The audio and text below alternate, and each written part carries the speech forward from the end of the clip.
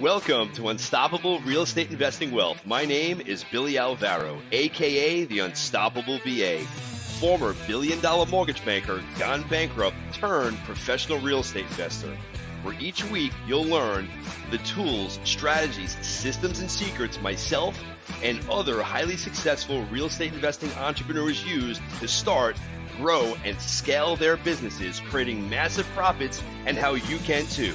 And we'll teach you how to put those profits to work so you no longer have to.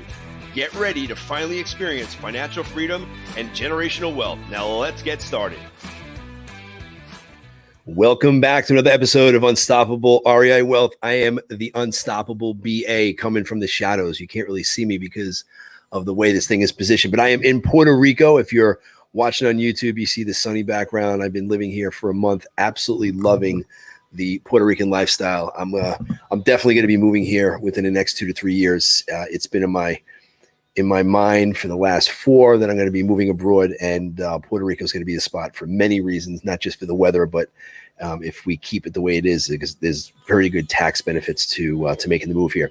Anyway, if you don't know me and this is your first time listening, I want to start with saying thank you. Thank you, because I know that everybody's getting hit with a shit ton of marketing and ads to listen here and watch this and YouTube. So if you're listening for the first time, or if you're a long-time listener, I want you to know, and I'm saying this sincerely, I want you to know that I thank you. I'm appreciative. I am forever grateful that you are allowing me into your life for the short time frame that we are together on this podcast or on YouTube. So thank you for that very much. Again, this is a different type of podcast because I'm not doing my interview, being that I am in Puerto Rico for a month. So I'm shooting some solo casts by myself, just trying to add some value. And as I was thinking, my girlfriend Nicole is inside and she has locked up. Now we're virtual and we've been here now for a while, and she's locked up 5 deals over the course of the last couple of weeks, virtually in Puerto Rico. From in New Jersey is the market, right? And so all these properties that we're picking up in New Jersey, we're going to be ultimately renovating. So I want to go into today how to go about running your comps, your comparables, to ensure that you're actually getting a good deal. What do we do? How do we run the comps? And what systems do we use should we not have the MLS? So in New York, where we are, we have full-blown MLS access, and I think that's the ultimate strategy. If you have access to the MLS, that's what you want to utilize, because that's where most of the data is. You also want to be able to, if you're doing deals out of state, or if you just don't have access to the MLS, you have to tap in to a system that's going to give you accurate comps and data. So one of the systems that we utilize, especially for out-of-state deals, is called PropStream. Now on billysecrets.com, you could go down to that link. It's called List Building and ARV Comps all in one. Run comps and get leads without the MLS. If you click on that, it takes you over the PropStream. If you use my link, there's a special gift that you have, and there's a discount code and all this other crap. But let me take you through how to run comps. I'm going to talk specifics, but not using the MLS, just how we run them in any state. Let me give you the guidelines. Now, remember, if you're new to this, or if you need access, use PropStream, go to Billy Secrets. You could utilize that link and leverage that system. Not only could you get really killer comps, but they have a bunch of different list services in there. So you can build out your probate list, your tax lien list, and your vacant lists and your non-owner occ. So it's not just for comps, even though that's what it was built for. It also has a lot of other add-ons that is really important in your real estate investing business. So comps in general, how do we run them? What do we look for? So the first thing we want to do is you want to compare apples to apples, and you want to look for after repair value comps. So you can figure out what this property going to be worth once I add value to it. And the other thing we look at is what's it actually worth today in its current condition. And that's an important factor too, because sometimes you could buy these properties, not add a lot of value. Like you're not going to go in and do a full-blown renovation. You might be able to pick up this property with relatively good equity piece and just clean it out and put it back in the market. We call that a whole tail, and list it and sell it and make a quick $30,000, $40,000 without doing anything. So it's important when you're running your comps, your ARV after repair value, you fix it up, and what it's actually worth today in its current condition. Apples to apples. If you're buying and picking up a ranch or a colonial or a cape or a split, you want to comp it to that similar style house, unless, and there's always these nuances, right? Unless you're going to be doing a scrape and build, meaning you're going to be knocking the house down, or you're going to be adding on a second story, right? So if you're buying a ranch and you look at the comps in the area and other comps is selling for X dollars, and you're like, damn, if I renovate this property, I'm not going to make that much because there's no real value. However, if I add a second story and air square footage, the colonials in this area, they're trading for like 175 or 275, whatever the number is, greater than a ranch. So now that you have your ARV, then you could back in your repair costs to see if this is going to be a deal that you should add value in a second story or completely knock the house down. So again, I know I'm talking fast. Apples to apples, first phase. Then you want to look for same school district. So you have to be aware you can cross over one street and be in a different school district, and that value in the other street could literally be a 10, 15, or 20% increase or decrease in value. So it's important you compare similar school districts, similar types houses, and then, of course, bedrooms and baths. I always try to put the same bedrooms in. I never put baths in for this reason. We could always squeeze in additional bathrooms, right? We did that in a couple of properties out here in Jersey recently. They were all 3-1s. We turned them all into 3-2s. We added value. So you want to compare the house to similar type house, similar square footage, same school district is a must, same school district, similar bedrooms, right? And then from there, you have to start looking at what are some of the things that may drive down the value, and then what are some of the things that may drive up the value. So let's talk about driving down the value. So what could that be? That could be on a main road, double yellow. So if you're on a double yellow and all your comps are inside a neighborhood, they're going to sell at a higher value than that property on the double yellow. Why? Because it's a busy road. It's going to take longer to sell. So you're going to have to put your hold time on your quick offer deal analyzer 3 to 4 months longer. And you're going to have to put anywhere from 5 to 10% as a lower ARV. Now, these are our numbers. There's no hard and fast. You have to see what's going to work in your area. But general rule of thumb, if you're buying on a double yellow, it's going to sell less than the same exact property inside a neighborhood. If you are next to or across the street from a gas station, if you have high tension wires above your house, if you have a property that the backyard is 10 foot deep and everybody else in the area has a nice, 80-foot backyard, it's going to decrease the selling value of that property. What else? If you have a school across the street, some people think that's a positive. Some people could think it's a negative. It's always busy, cars coming in and out. If you have an airport right next to you or across the street, train tracks across the street or behind you, these are all negative selling features where you'll find an ask for the seat, but it's going to take longer on your hold time, and the house probably will sell for less than it's in a regular neighborhood. So that's the hard and fast on the negative areas. Now, what's some of the positives? If your house has a built-in pool, could add some value. If your house has, double the acreage of all the houses in the area, it's not going to be double the value, but it's going to add a bump on the value if you have a larger lot. If all the comps in your area are in good condition, nothing renovated, and you're going to be top of line renovated, there's going to be a bump for that as well. Right. And there's other things that are going to take away and add to them. Just giving you a general rule of thumb when you're running your comps. And then what you want to do is you want to go in, and if you're in a market that's hot, you want to go back and you want to look at the last 6 months of properties that sold. That's the first piece. 6 months that sold in the last 6. And you want to go, like if you're an appraiser, if you're selling a property, they're going to go within a mile. I never do that. I never run my comps a mile out. I go try to be within the same neighborhood. And if I can't be within the same neighborhood, I try to block it off with main roads. So if I have a main road to the east, main road to the west, north and south, I stay within that vicinity. It might be a little bit slightly of a different neighborhood, but I'm within that vicinity, that block, and I make sure again that it's within the same school district. And so I look at the last 6. And then I start drilling down. Okay, what sold? What did it look like? Do I have any comps that even sold? So the first thing I look at is I'll put my ranch in 4 bedrooms and I pull it up and I'm like, crap, I have no comps. Now what do? Now you have to start loosening up. So the first thing I loosen is my square footage. When I do square footage, I generally do a variance. I look for between 10 and 15%, and I'll go as high as 20, but not normally, of the square footage. So if I have a 2,000 square foot ranch that I'm looking to sell, I'll go up to as maybe, I should say 10 to 15%, 22 to 2,300 square foot down to about 1,700 square foot. So anything in between there, that's my hard stop that I'll look at. If I don't pull anything, if no comps come up, the first thing I do is I open up my square footage. I might take it off altogether.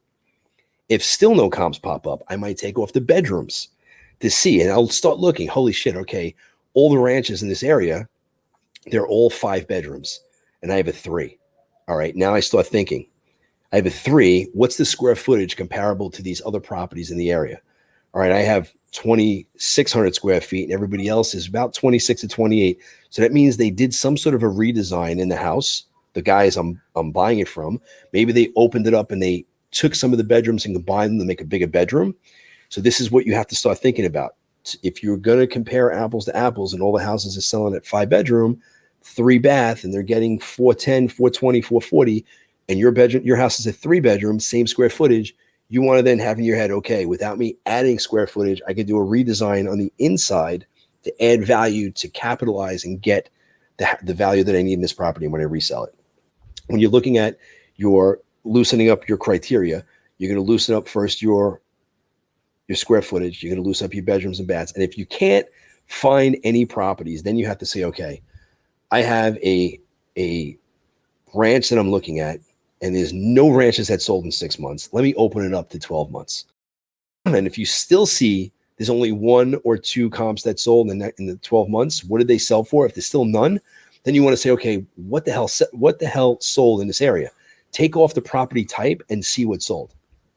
And from there, you're going to start seeing.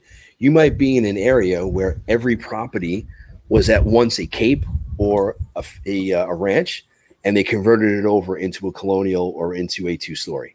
And so now you know the play in this deal, if you're getting it at the right number, is not to keep it as a ranch and remodel it. It's most likely to add value by adding square footage, going up or going back, and redeveloping that property into its highest use. And that's where you figure out how many square feet it's going to take to add on. And then you have to dial in your construction costs. Today, I don't want to go into how to figure out construction. I really just want to talk about figuring out your overall ARV, right? So we're speaking about a lot. I'm going through a lot of shit. I'm going through it quickly. Go back and re-listen to this podcast. But apples to apples, really important. Square footage to square footage, bedrooms to bedrooms, same school district. You want to have your decrease of 5 to 10% off the value if you have one of those anomalies. It's a really tiny backyard, the railroad station, all this other crap.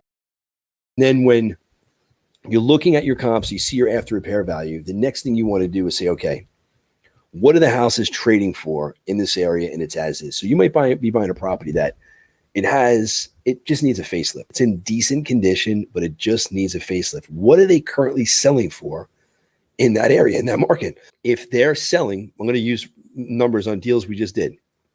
If they're selling in that area for $300,000 and you're able to pick this property up at $245,000 and do nothing, and you have your own cash, it might make sense to go in and just take it down, relist it, put it right back in the market, and make a quick 20, 25 grand.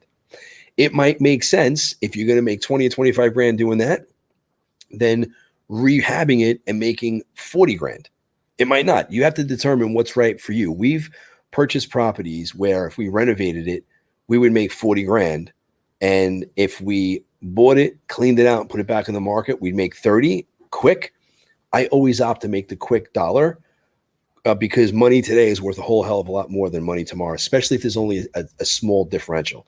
If you're talking about a $75,000 differential, I wouldn't even think about it. I'd renovate the property, turn it over, flip it, and put the money in my pocket. So running comps, to sum this whole thing up, it's part art and it's part science. The science is when you're running it, there's different thresholds you want to measure against. The science is knowing that you're comparing apples to apples, same neighborhoods, same style homes, same school districts, similar square footage, similar style homes. The art comes in once you're looking at it to say, okay, is this going to be a complete new build? You're scraping it. New builds, we all know, get a higher trade value, higher ARV resale value than a remodeled home. They can get a 5 or a 10% or a 15% higher bump than you would if you're just remodeling. So what I'm saying is the art and the science of doing these ARVs is there, but there are rules. Go back, re-listen to this podcast. And now if you are trying to use a system, like there's free systems out there, Zillow, for instance, right? So Zillow is decent. It's not the best, but it's decent to pull comps. The shit thing about it is there's a lot of comps on there that just aren't on there. They're not on Zillow at all. And they a lot of times don't have the square footage. And a lot of times that you can't start looking at styles of homes compared to styles of home. You can't break it out that way. So it's a little bit more of a pain in the ass. If you're in an area that you don't have MLS, I highly recommend PropStream. We use it nationally when we're investing in different areas. It's a simple tool to use. If you go to billysecrets.com, if you scroll down, it's called List Building ARV Comps All in One. It's running comps and also building out a list, right? So that service, you can build out a list. Comps, when you're rehabbing, is one of the most important of the two factors. You want to know and dial in what your after repair value is. That's one of the specific variables, the numbers that you need in order to determine what you're going to buy. And then, of course, the other one is your rehab cost, which I'm not going to go into that one today. But now, if you're wholesaling is a different animal. You don't have to go through and do everything I just said if you're going to go in and start wholesaling properties. Why? Because wholesaling is really just meeting the needs of the seller and coming up with the absolute lowest number you can buy it at or get it in the contract with, and then turn it over to see if, in fact, you're going to have somebody who's willing to buy it at a greater number than what you're in contract for. So if you're brand new to this business and you're like, my God, there's no way I could do comps and I can't handle this and it's too much work for me and I don't understand how to do this analysis, don't stress. If you're starting off with wholesaling, it really isn't that important to dial everything in. You can get a general idea just by going on to the MLS or PropStream or Zillow and figuring out what the ARV was for 2 or 3 properties that sold in the after repair value and use that average as your number. If you have 3 of them that are 340, 380, 360, add those up, divide by 3, your number might be $365,000 is your overall average. You then figure out what number it's going to take to get that guy in the contract. If he's saying, I'll sell it to you for 180, lock it up for 180. Call up those people who you saw that went into contract and sold properties and sold them for the 340, 360, 380. If it was other renovators, call them up, go on the public records, even better, see what they bought it for. If they bought the properties at 190 or 200 and you're locking this up at 180, you know you have an automatic $20,000 spread in. So the science is completely different if you're going to wholesale versus if you're going to renovate. If you're going to renovate, your ass is on the line, you're taking financial risk, you're borrowing private money, you have real costs and overhead. You want to dial your shit in. And if you're buying from a wholesaler, you want to dial your shit in. But if you're wholesaling the property, it's a little bit easier for you because the renovator, the guy who's buying, is really going to tell you if you're on or off with your numbers. And the people in the area, because it's all public records, the other guys who flip properties and bought in that area, if you have a seller that's calling you to sell, all you need to do is look online, public records, and see what these other guys that do what I do bought it for, and just buy it for less than that and sell it over to them and make your $5,000, $10,000, $15,000, $20,000. So I spoke a lot speaking about the ARVs, telling you guys how to figure it out, the tools you want to utilize. MLS is the absolute best by far. If you have it, use it. PropStream, second to none, paid service. It's a few bucks a month. You can go to billysecrets.com, start utilizing PropStream. It's on there. I labeled it as List Building ARV Comps all in one. I'm going to put PropStream on there too, just so you see it. It is a very awesome tool. And then, of course, the free service, which is not the best. But if you have no money and you're not 100% serious about this business and you're not investing in yourself or in your game, then Zillow is decent as well. And that's it, man. So run your numbers the right way, make shit happen. I'm enjoying life. I'm gonna go for a dip in that freaking pool back there because it's calling my name. I'm sweating. It's I have a couple days left in sunny Puerto Rico, and as much as I love it here, I'm looking forward to get back, check things out, and get back into my lifestyle in New Jersey. Billy Alvaro, peace out.